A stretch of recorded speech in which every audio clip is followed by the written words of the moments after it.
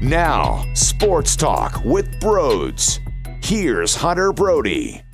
The Phillies did it to me again. They wasted my entire Sunday, and it always seems like they waste my weeknight. Or they waste my afternoon. And on Sunday, they wasted the entire thing with this terrible doubleheader. Now, shame on me for sitting through it. Okay, I guess that's fair. But this is what I do. I sit back, I relax, I let the game take over my mind, I zone out, and sadly, it put me through hell because this team doesn't know how to hit. This team doesn't know how to pitch. The bullpen is trash, and shame on me for thinking, oh, well, maybe because they're finally getting in rhythm with the schedule that they'll be able to find some groove. No, they just suck. That's reality. This bullpen sucks. But how are you supposed to win baseball games when this lineup doesn't produce? Oh, there's so many issues. Oh, Vinny Velasquez. Oh, Spencer Howard getting his first nod. He got beat up a bit. You can't deny that. He got beat up a bit. Now, there's some intriguing things to take out of his game, but yeah, they barreled up the ball. They attacked him early. They did. First pitch, bang, swinging, having success.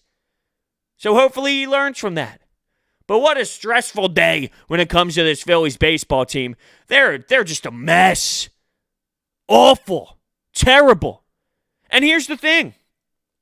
We knew coming into this season that the bullpen wasn't going to work because there were so many unknowns and you can't rely on anybody, and there's going to be so many situations where they come into a game that's close and they're going to blow it. We knew that going in, but coming into this season, we didn't think that the offense would be this bad. They can't score. They can't get any hits. In the first game, you got Neil Walker getting a hit for you. You got Roman Quinn. Where are the top dogs? And why isn't JT Realmuto in the lineup? There's a DH for a reason. And here you go. The numbers tell you this and the numbers tell you that. JT is your hottest hitter right now. So is Jay Bruce. I think that's fair to say Jay Bruce is too. But you got to find a way to get JT Realmuto in the lineup. He doesn't have to catch both games. I get it. It's a doubleheader, 2 games in the same day. Now, there are only 7 innings. You could argue that maybe he could play 14 in a day and that wouldn't kill him. But I digress. I know that wasn't realistic. That wasn't a realistic plan.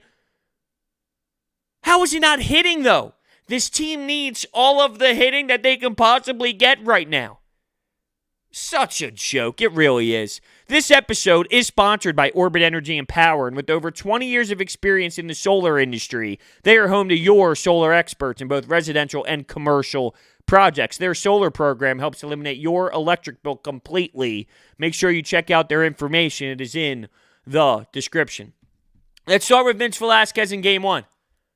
Okay, that was the same old Vince Velasquez. How did we fall into that trap? Look at the cutter. Look at the changeup. No way. The command all over the place. He has no command. He doesn't have it. He threw 76 pitches in 4 innings. He went back out. Joe Girardi took him out instantly. And at the time, the Phillies actually had a 1-0 lead because Andrew McCutchen had an RBI ground out to score Neil Walker. So the Phillies had a lead, and instantly, as soon as Vince Velasquez left the game, not that I thought that he was going to hold on to that 1-0 lead, but as soon as the bullpen went in, the game totally exploded, and Guerra gets in the game first. What is the obsession with Guerra? And he just pitched. I mean, I saw Joe Girardi in the past not utilize somebody because, they recently pitched and they had a lot of warm-up in the bullpen and we're all about player safety. And then you're going to throw this guy on nights like this, and it's not like he's that good either. Guerra is not that good. You're going back to him. He allows runs to score. And then what? You have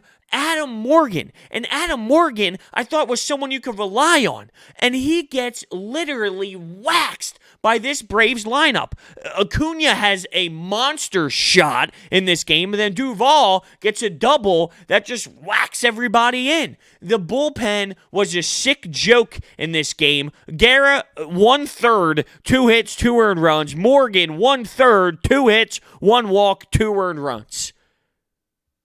I gave Adam Morgan the benefit of the doubt the other day and said, you got to use this guy because he had a good season last year and he's a veteran to an extent, and you can literally rely on this guy, and all the other guys are question marks. So go out and use someone you can rely on. And he got torched. And yes, the 3-batter rule came into play, and at that point, someone like Joe Girardi and all these other managers have their hands tied behind their back because you can't pull this guy out, and that definitely did play into effect, but there's nothing you can do about it. Adam Morgan's got to be able to get these players out if he's going to be used now, because there's no such thing as a lefty specialist anymore, so you're going to have to find a way to go out there and compete no matter what type of batter is in the box, and he got shelled. And the team gave up the lead instantly. They scored a run later on. It was another RBI from Andrew McCutchen, although it was a sac fly situation. The team wasn't able to produce. Not enough runs, not enough hits in Game 1, and that literally translated to what you saw in Game 2, where they had 4 total hits, and Acuna Jr. had 4 total hits. Freddie Freeman was on fire. Those two players absolutely woke up. 14 hits for the Braves in Game 2. 8-0 dominated in every single aspect of the game in both of these games. And this is more so what the team is, okay? In baseball, you're going to get your team to produce some runs on a night, even if that's not really your team, right? Because there's so many games and you play every day and things are going to happen. So there's going to be moments where a terrible bullpen looks good or a bad offense scores some runs. That's reality. But more times or not, this is what you're getting from this baseball team, and that is devastating. It's concerning because it shouldn't be this way. Gene Segura is not this bad of a player, so figure it the hell out. Rhys Hoskins, I'm sick and tired of the walks, okay? And in Game 2, he had a dinky single in the infield, which a bad throw, and it was a bad fielding job, but he got a hit, and you could see him thank the Lord, essentially, for getting the hit, and he ended up getting another hit later on, so he did finish with 2 hits in that baseball game, but the guy doesn't swing the damn bat anymore. He goes up there looking for walks, and it's disappointing every time he walks. I don't even praise it. I don't even care about it. It's annoying to me at this point to see Rhys Hoskins walk. But Andrew McCutchen, I've been screaming at him for how many days now? Scott Kingery. These players are better than what they are giving you, okay? They are. Andrew McCutchen, he might be a little washed, all right? I saw him running around in left field at times thinking, he definitely lost it a bit out there. So Andrew McCutchen, I think he's a better hitter than what he's giving you, of course. He definitely has more in the tank, but he's not what he once was. Some of these other guys, like Gene Segura, is the 300 type hitter, and he stinks. Stinks. It eats me alive. It really does. Eats me alive. So, in Game 2, after Spencer Howard left the game, Kelly, 1 inning, 4 hits, 3 earned runs. Austin Davis, 1 1/3, 3 hits, 1 earned run. What are you supposed to do with this? 9 out of 10 times you go to the bullpen, they're allowing hits, they are allowing runs. But then you can go back to, well, who cares? Who cares? Because it's not like this team can score any runs. It's not like they can get anyone to cross home plate. And that is a very serious issue. Now, Aaron Nola's on the mound tomorrow. Hopefully, that gives them an opportunity. Although, do you know how many days it's been since they won a game with Aaron Nola? He's coming off of arguably his hottest start since 2018. 6 innings, 12 strikeouts, but they still lost that game. They haven't won a game with Aaron Nola in over 300 days. I think it's closer than the 350-plus days. That's an issue. They need to win this game. They need to win the game. I'm frustrated because I think that they have more to give you on that side of the baseball offensively. That's where I lose my mind the most. Because they are better than what they are giving you. So I expect more. I expect more out of these players. At this point, it's almost like you are waiting for a JT Realmuto homer, you're waiting for a Jay Bruce homer, or you're waiting for Didi Gregorius. And with Bryce, I'm not saying Bryce doesn't do anything, because he definitely does something. But the way that this team has produced runs to this point, it's those three methods, essentially. And that's not going to cut it. That is going to be an issue. I'm scared now that this team woke up the Atlanta Braves, woke up that lineup, woke up the top dogs. Because it wasn't as if they were lighting the league on fire. What happened was they saw Spencer Howard and they did some damage. And that first pitch stuff, they really did take advantage of. And I think that that's something that Spencer Howard is going to have to fix, and he's going to have to incorporate into his game to make sure that other players aren't going to be able to be so damn efficient on those first pitches. With Spencer Howard, though, I think that there is totally something there. It would be ridiculous to think one start would be enough and would be a big enough sample size to say this is what the guy is. There's plenty out there that's intriguing. That first strikeout on Ozuna, the off-speed pitch, coming in hot, catching that outside corner of the plate, and then that 74-mile-per-hour drop. I couldn't believe it. Imagine seeing 93 and then the next pitch is 74. That thing drops like that, 12-6. What are you supposed to do with that?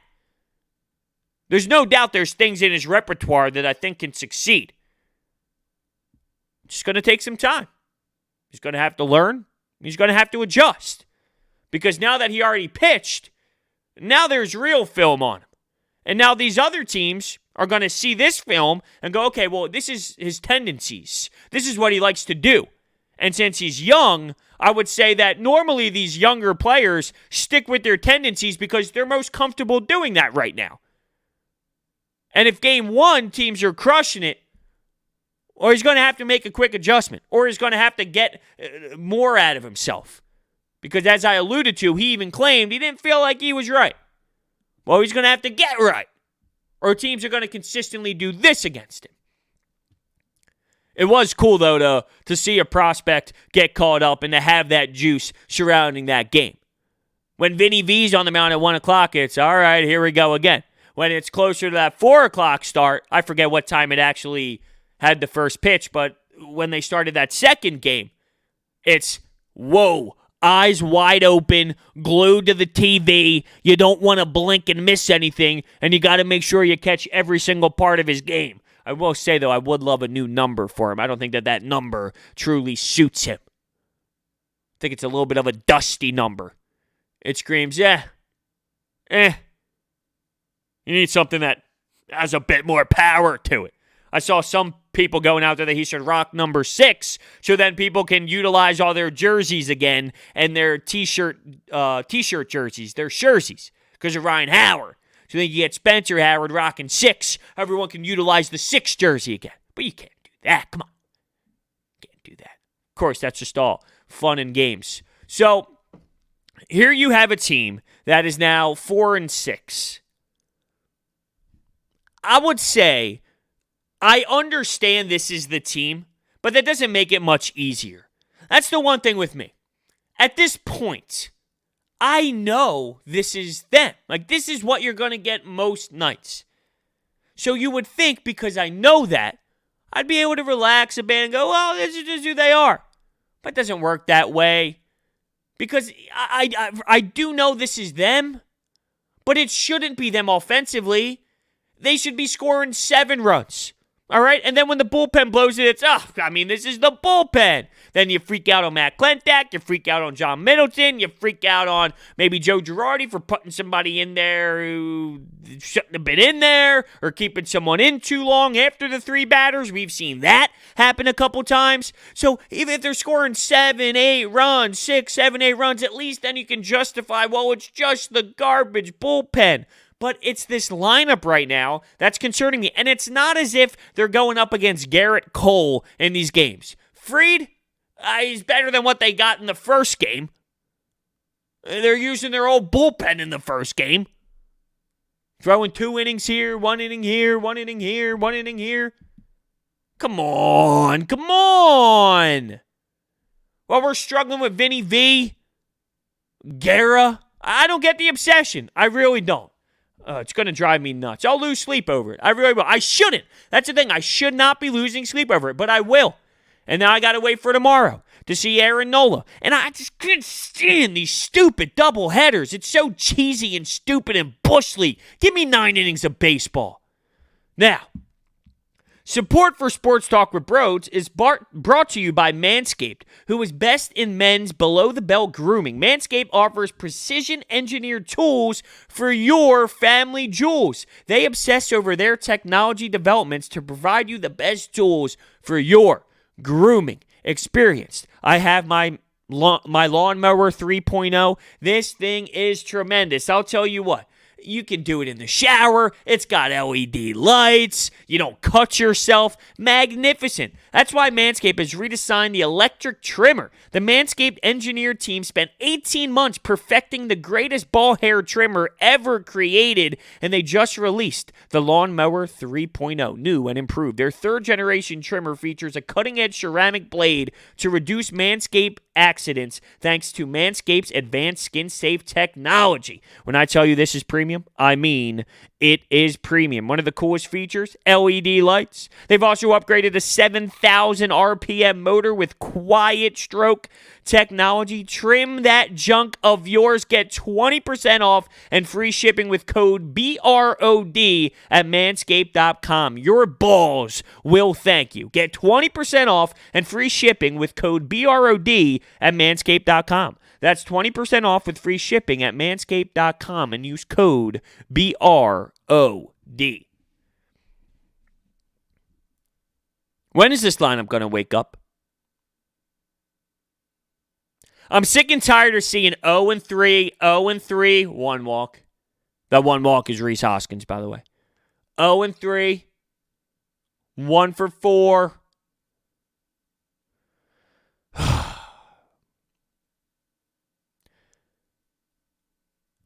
One of the reasons why we got Joe Girardi was, one, Gabe Kapler stinks and doesn't know what he's doing. And two, the culture in the clubhouse, right? That's one of the big things. You get a new guy in there. He creates a new energy. Not only that, this guy has been respected and has won championships, and he's been a hell of a player, and he's just so well respected around baseball. And I think that there are times when you see that out on the field with the hustle and guys working hard, but there's only so much you can do as a manager. And that's even defending someone like Gabe Kapler, believe it or not. As much as I couldn't stand his personality, I knew the influence on the game is not as big as it once was because of the fact that numbers really change everything, and they are given this lineup card, and from there it's, hey, you're doing this because the numbers tell you to do this. So with Joe Girardi in here, we expected like this huge, massive overhaul because, hey, it's Joe Girardi and it's Brian Price. But at the end of the day, these guys have to perform. They can't stand in the batter's box for these specific individuals. The only people who can go out there and then execute the pitching staff and the hitters. It's all on them. Once they're in the box, it's one-on-one. Go up there and do your thing. Joe Girardi can't hit for Scott Kingery. He can't hit for Andrew McCutchen. But I just asked the question, if it continues to go down this path, at what point is it, hey, we need to do something different? Hey, we got to figure something out. The one time that they did pull Adam Hazley, they put in Andrew McCutchen. So Adam Hazley was in the game. They put in Andrew McCutchen because they say Adam Hazley can hit left-handed pitching, which, okay, he does struggle against left-handed pitching. I understand that. But Andrew McCutchen, who's this guy right now? It's not as if Andrew McCutchen is some lethal player who's torching up lefties every single time he gets in the batter's box right now. The guy can't find it offensively at all. And ironically enough, as I say this, he hit a little dribbler that ended up scoring Neil Walker, an infield dribbler. But it was an infield dribbler. All right, it scored the run, but that's where I think it can be flawed. And the reason I bring that up is, I'm not claiming Adam Hazley would have been hitting a big bomb and changing the game that way. But at what point is it, hey, let's give some of these other guys some opportunities because other players aren't working? Instead of basing it off of these numbers here and there. Like, hey, Andrew McCutchen's not working right now. Hey, Scott Kingery's not working right now. Let's switch some things up.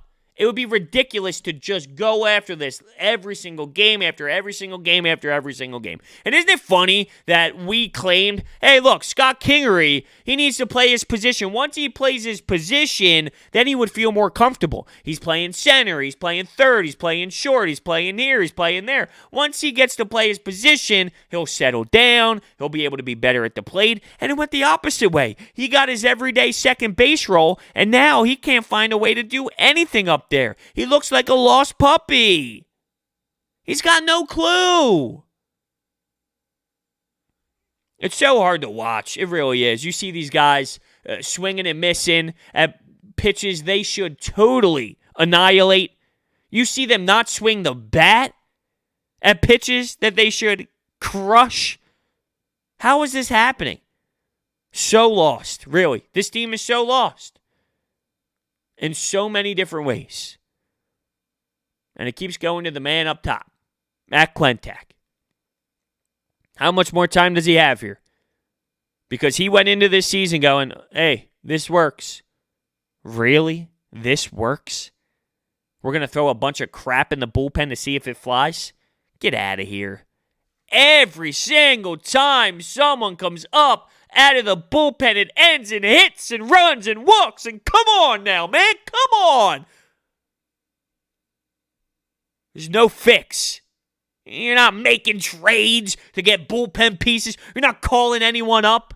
You should be able to figure something out with some of your minor league guys to call up where they can actually do a little bit of something. And now I know they're talking about maybe Howard, maybe Howard going in the bullpen to fix some of those issues. I heard Joe Girardi talk about Vince Velasquez maybe getting another chance. Are you really doing this to me again? Another chance? Why? How many chances does the guy need, Joe? How many chances does the guy need? He's been here for how many years now? We've given him so many chances. So many chances. Give Spencer more chances. Move Vinny V to the bullpen. As much as I can't stand Vinny V and Nick Pivetta, if you need him for one inning or two, I'll take that over Austin Davis, who shouldn't even be playing single A ball. I got to stop this now before I lose my damn mind. Thank you all so much for listening. Let's see if they can split the series tomorrow against the Atlanta Braves with Nola on the bump. Let's see if they can do that. Thank you all so much, and I will see you next time.